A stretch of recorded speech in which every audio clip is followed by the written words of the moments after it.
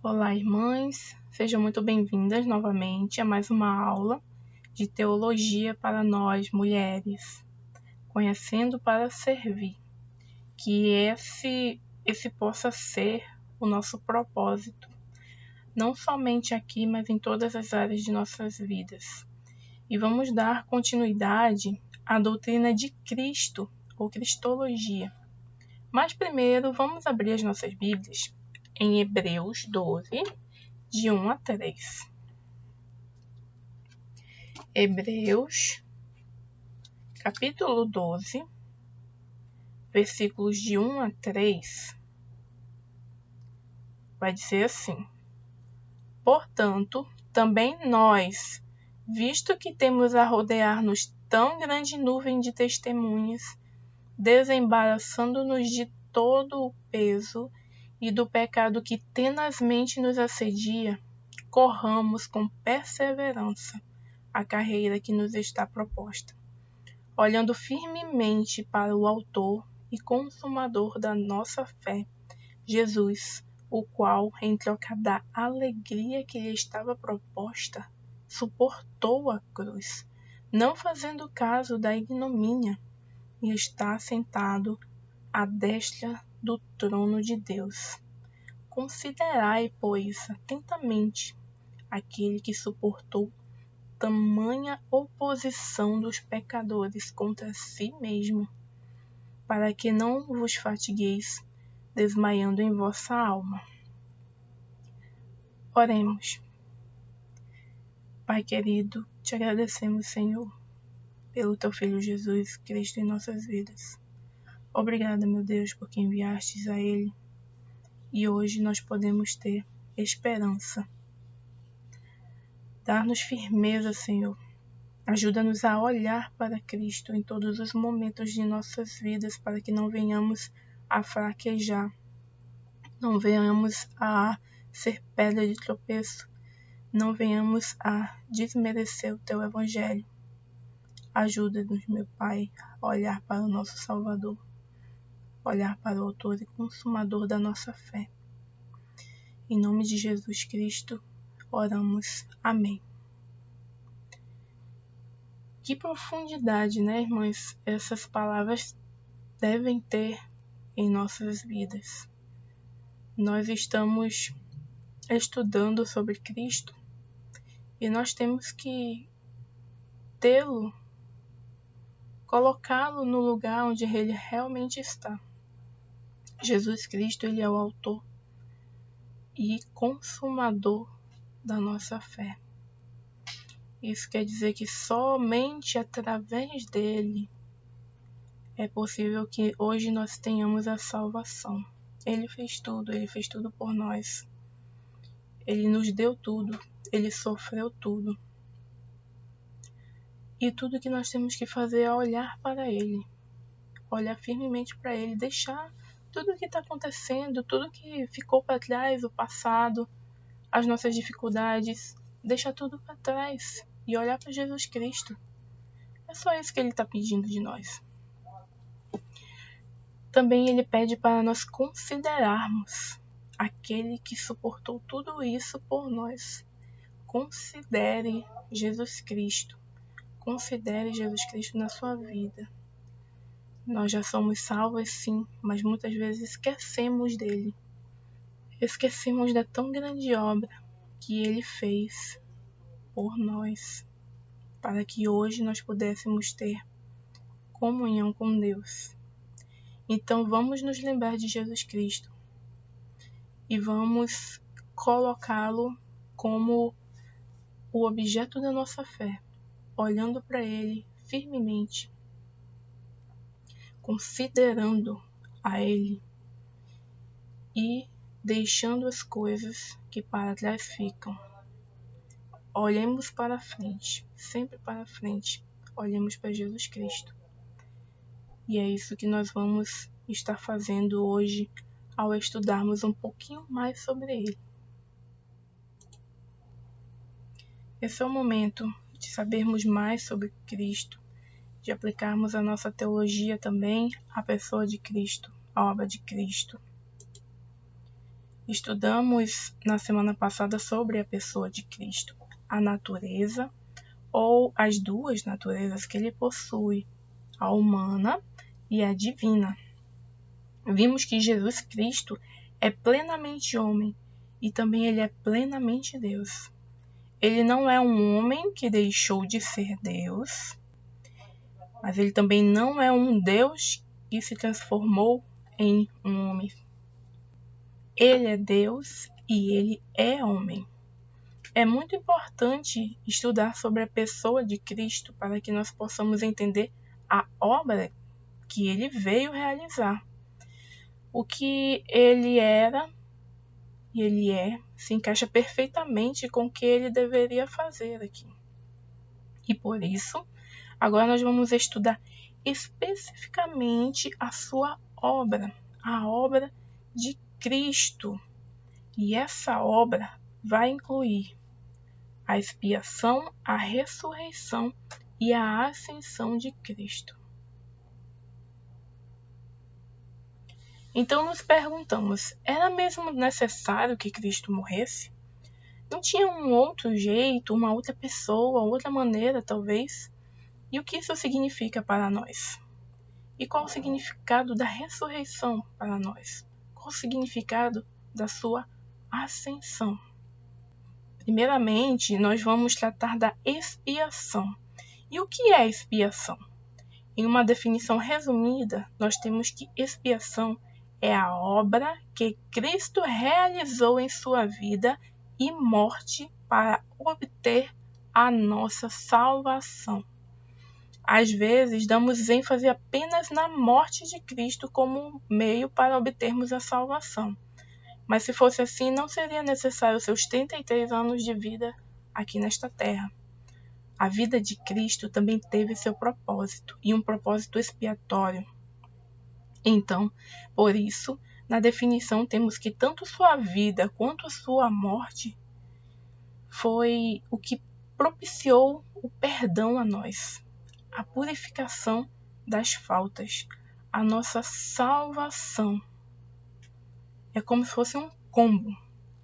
Tanto a sua vida como a sua morte são a razão de hoje nós termos a nossa salvação. Então, o que ocasionou a expiação?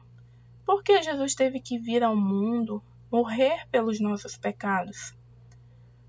Podemos encontrar respostas nos atributos de Deus que nós já estudamos.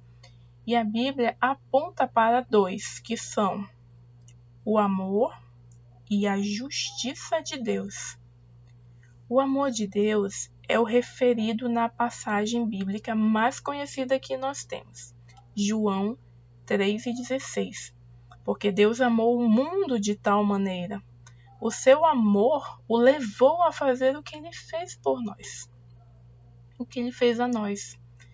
Mas também vemos que Deus enviou Jesus para satisfazer a sua justiça. Deus, como um Deus santo, precisava que a pena pelos nossos pecados fosse paga, senão não teríamos como ter comunhão com Ele. Paulo vai dizer que Deus enviou Jesus Cristo para ser propiciação, ou seja, um sacrifício que sofre a ira de Deus. E por isso, por Deus derramar a sua ira e satisfazer a sua justiça, ele se torna propício. Deus se torna então propício ou favorável a nós, a nos aceitar, a manter comunhão conosco. Como tem escrito em Romanos 13:25, a quem Deus propôs no seu sangue como propiciação, mediante a fé, para manifestar sua justiça, por ter Deus, na sua tolerância, deixado impunes os pecados anteriormente cometidos. Então, muitas vezes as pessoas focam muito no amor de Deus, no amor de Deus, no amor de Deus, mas eles esquecem da justiça de Deus. Era necessário que a justiça de Deus fosse satisfeita para que nós hoje pudéssemos alcançar a salvação. Então nós podemos dizer que o amor e a justiça foram a causa última da expiação, e os dois juntos são importantes para que Deus tivesse enviado então a Jesus Cristo. Agora, qual a necessidade da expiação? Deus tinha necessidade de nos salvar? Ele precisava nos salvar? Vocês já pararam para pensar nisso? Não, irmãos, Deus não tinha necessidade de salvar ninguém. Vemos que Deus não poupou os anjos, como diz lá em 2 Pedro 2:4. Ora, se Deus não poupou os anjos quando pecaram, antes precipitando-os no inferno, os entregou a abismo de trevas, reservando-os para juízo. Então, se Deus escolhesse nos dar o mesmo destino, Ele não deixaria de ser Deus, Ele não deixaria de ser justo, porque é o que nós merecíamos mesmo, na verdade. Então, Ele não tinha necessidade de nos salvar. Ele poderia escolher não nos salvar. Mas uma vez que por seu amor, Deus decide que vai nos salvar, não há outra maneira de fazer isso, senão através de Jesus Cristo.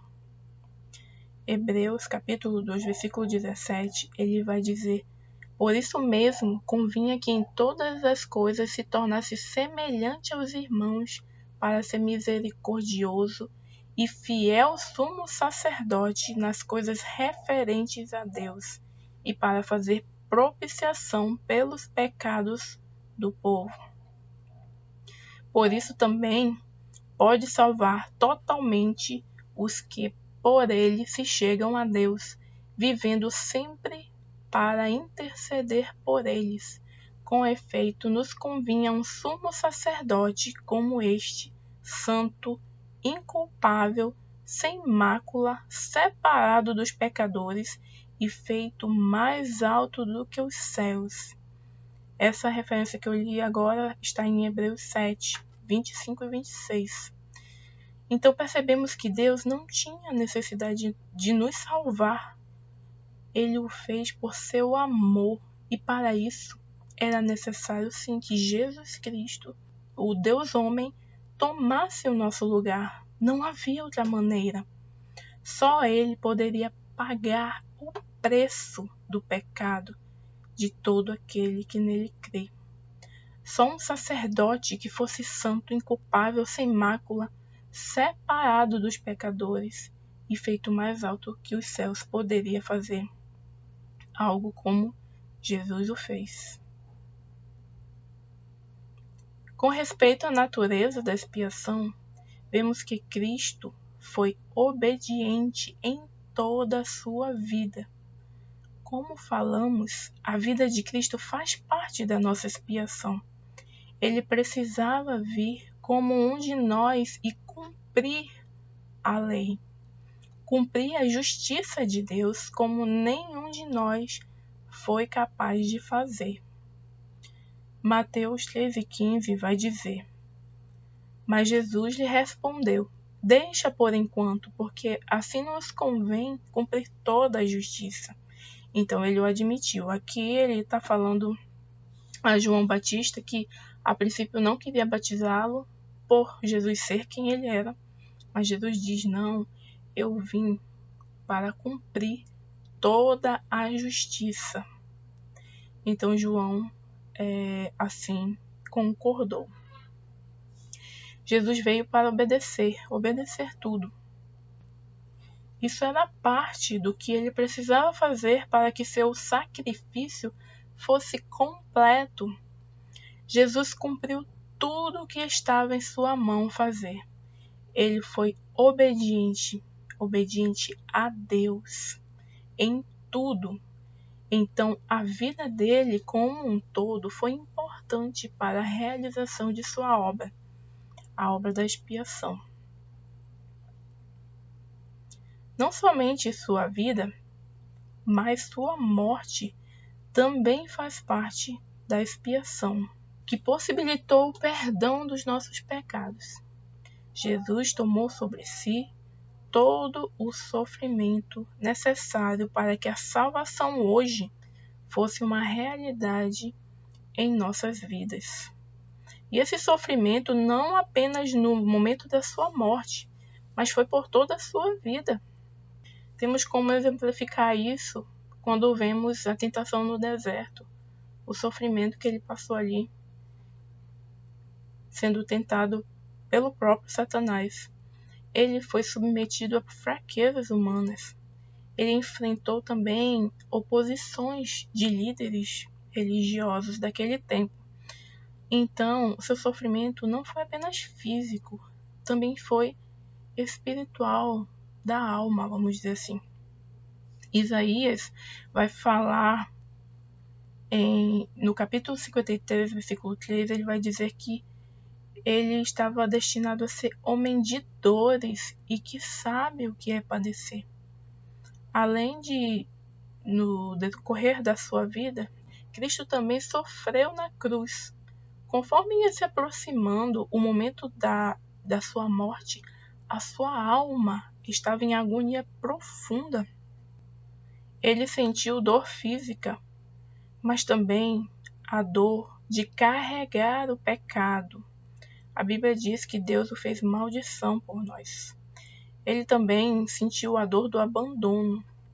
Você sabe o que é você passar tanto tempo com pessoas, ensinando, compartilhando momentos, experiências, com amigos mesmo, e eles não conseguiram nem vigiar e orar a seu favor.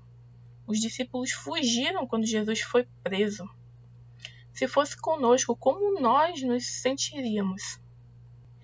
Jesus ainda enfrentou outro abandono, que foi o do Pai, quando ele exclama: Deus meu, por que me desamparaste? Mas o pior de tudo mesmo foi o sofrimento de suportar a ira de Deus.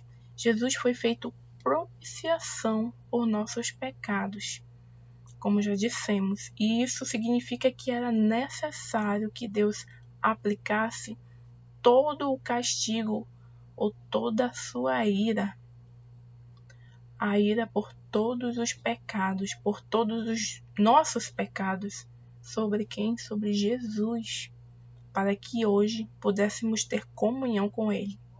Que maravilha, não é, irmãos? Muitas vezes a gente passa muito tempo sem lembrar dessas coisas, sem pensar nisso. Às vezes focamos só no que nós sentimos, no que nós passamos, no nosso sofrimento, nas nossas perdas, e não lembramos de Cristo. Às vezes nós queremos ser melhor do que Cristo. Nós não queremos sofrer, nós não queremos passar por dificuldades.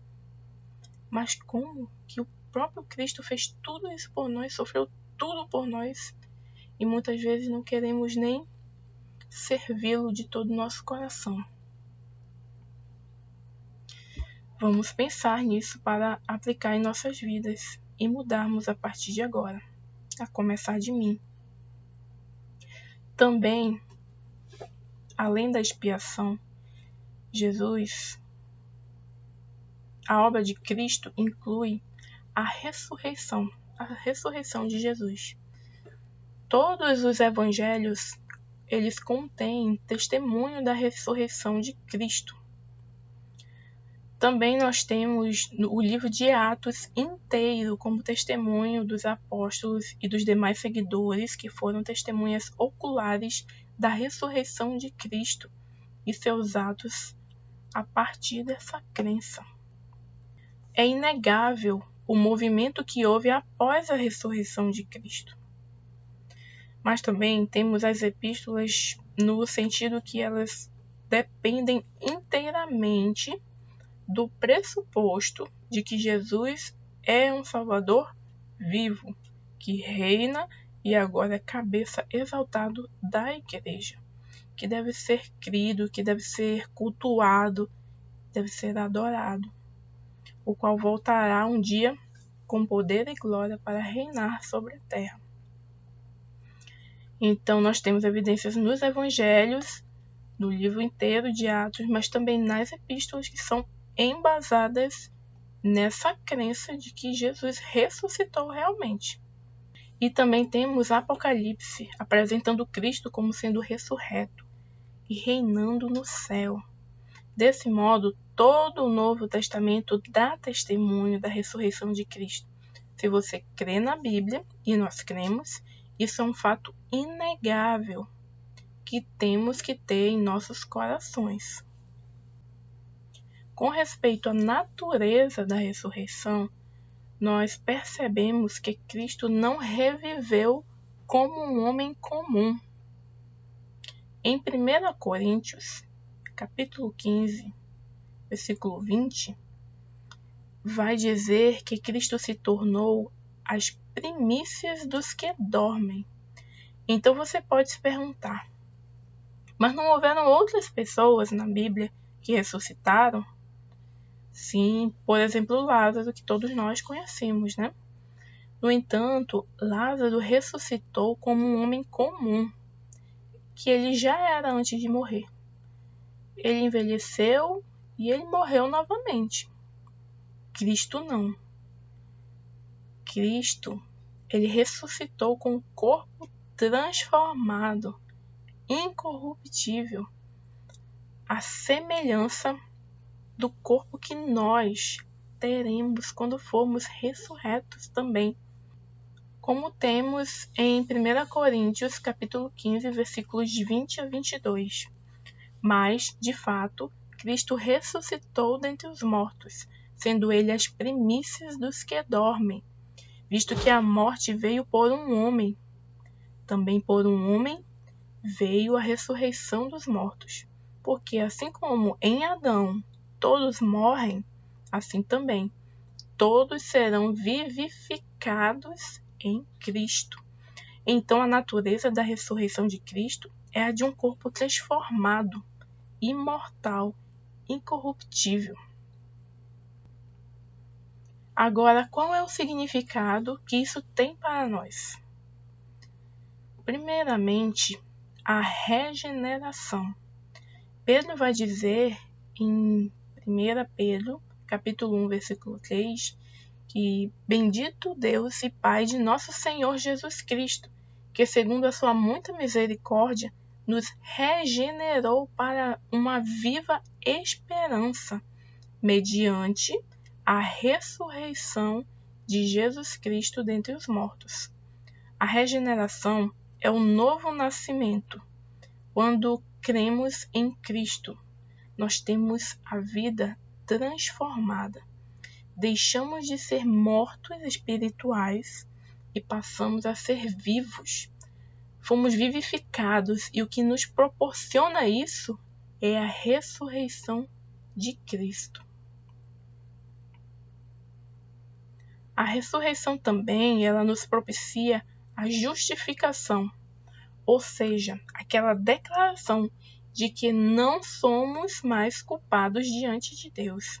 Somos considerados como justos pelos méritos de Cristo. A ressurreição de Cristo nos possibilita isso, como diz lá em Romanos, capítulo 4, versículo 25, o qual foi entregue por causa das nossas transgressões e ressuscitou por causa da nossa justificação. Então, a ressurreição para nós significa não somente que fomos regenerados, que nascemos de novo, mas também que somos justificados, ou seja, declarados justos perante Deus. E não somente isso, mas como já vimos, a ressurreição de Cristo nos mostra que seremos também ressuscitados à semelhança dele. 2 Coríntios, capítulo 4, versículo 14, vai dizer: sabendo que aquele que ressuscitou o Senhor Jesus também nos ressuscitará com Jesus e nos apresentará convosco. Essa é a nossa esperança, irmãs. A esperança de sermos transformados, de sermos transformadas e estarmos para sempre com o nosso Senhor. Como Deus é maravilhoso, não é mesmo?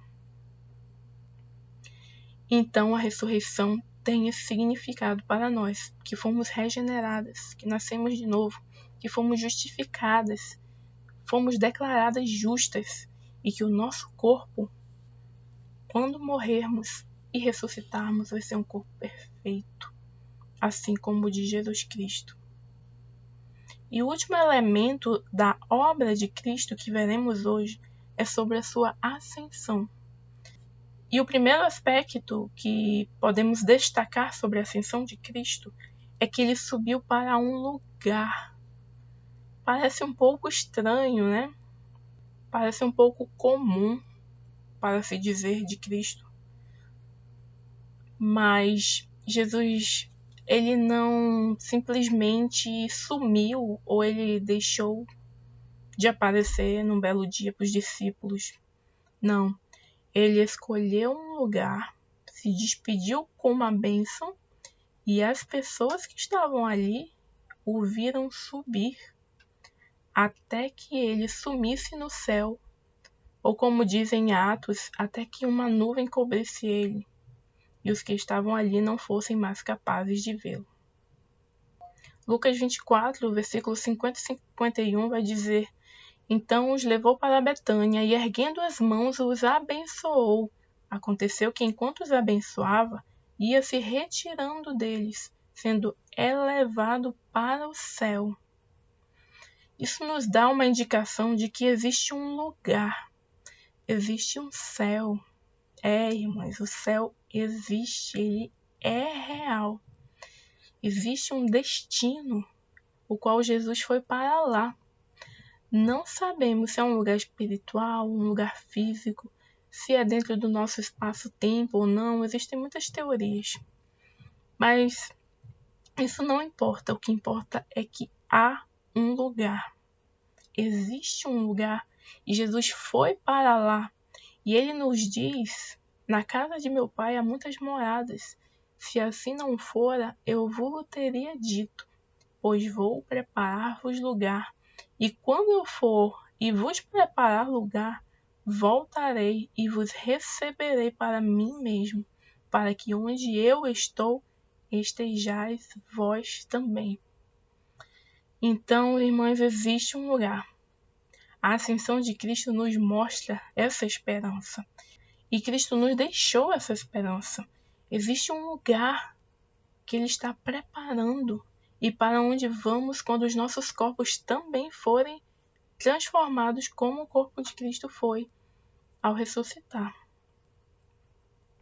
Mas a ascensão também nos mostra que Cristo recebeu mais glória e honra como Deus homem. Filipenses capítulo 2, versículo 9 vai dizer que pelo que também Deus o exaltou sobremaneira, ele deu o nome que está acima de todo o nome. Então Cristo foi exaltado por Deus e agora está posto em uma posição superior. A sua obra possibilitou tamanha evidência na pessoa de Cristo. E a ascensão é a prova disso. Ele foi exaltado pelo próprio Deus. E não somente isso, mas Cristo também assentou-se à destra de Deus, uma posição de destaque, uma posição suprema. Sua ascensão possibilitou essa posição de honra e de poder. Ele, que é o resplendor da glória e a expressão exata do seu ser, sustentando todas as coisas pela palavra do seu poder, depois de ter feito a purificação dos pecados, a expiação, assentou-se à direita da majestade nas alturas, tendo se tornado tão superior aos anjos quanto herdou mais excelente nome do que eles.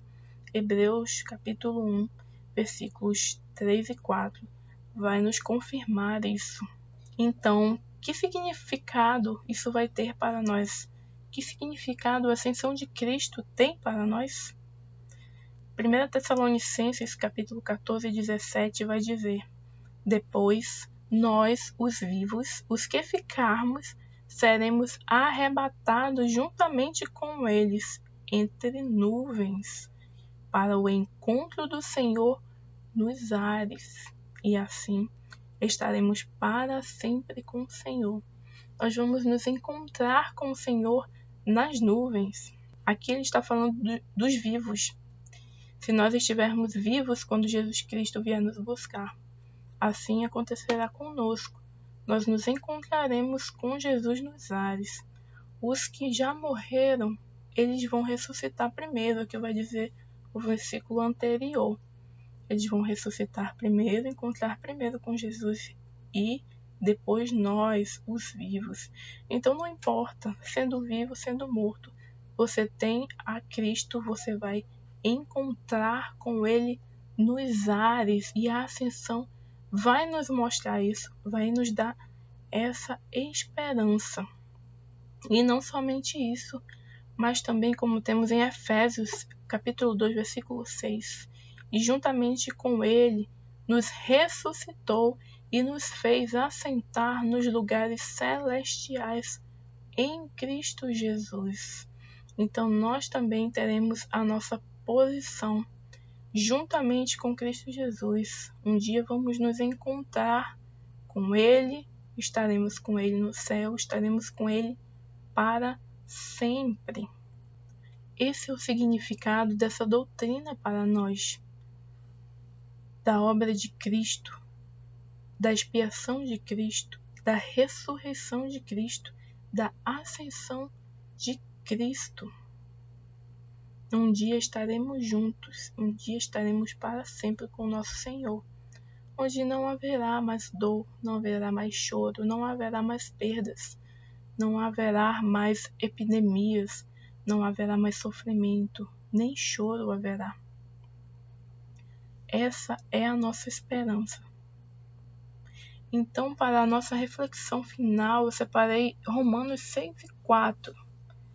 Fomos, pois, sepultados com Ele na morte pelo batismo, para que, como Cristo foi ressuscitado dentre os mortos, pela glória do Pai, assim nós também andemos em novidade de vida. Vamos pensar, irmãs, o que vamos fazer com todo esse conhecimento que temos de Jesus Cristo? Nós fomos sepultados com Ele na sua morte. Assim como Jesus, nós também passamos por essas etapas. Agora nós temos que morrer como Ele, morrer para nós mesmos, morrer para a nossa natureza pecaminosa, morrer para os antigos sentimentos, as antigas atitudes. Será que estamos andando em novidade de vida? Será que estamos considerando toda a obra de Cristo quando estamos servindo ou quando não estamos servindo? Será que eu estou com medo de fazer o serviço do Senhor? Ou será que eu estou com medo de morrer? Ou estou com medo que pessoas perto de mim morram? Essas verdades precisam ecoar em nossos corações, de forma que a nossa vida prática seja impactada. Nós fomos ressuscitadas com Cristo, irmãs. Morremos para as coisas deste mundo. Fomos vivificadas para Deus. Vamos nos esquecer das coisas que para trás ficam. Prossigamos para o que está diante de nós. Corramos com perseverança a carreira que nos está proposta. Sirvamos a nosso Deus com alegria, sem temor e com gratidão em nossos corações, nunca esquecendo que devemos olhar firmemente para o Autor e Consumador da nossa fé, Jesus Cristo. Amém? Muito bem, então hoje vimos sobre Cristologia, a obra de Cristo, que inclui a sua expiação, ressurreição e ascensão, e o significado disso para as nossas vidas. Na próxima aula estaremos iniciando o estudo de pneumatologia, o estudo do Espírito Santo, ou a doutrina do Espírito Santo. Preparem o coração e até a próxima.